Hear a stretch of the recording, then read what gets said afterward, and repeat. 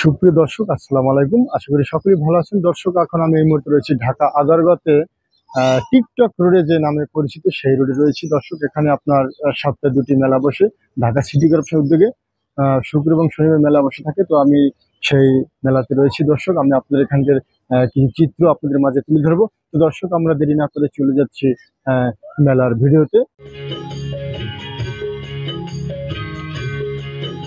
থেকে অবশ্যই like, share, comment করে জানিয়ে দিবেন। আর যে কোনো তথ্য এবং বিনোদন পেতে আমাদের পেজটি ফলো দিয়ে রাখবেন।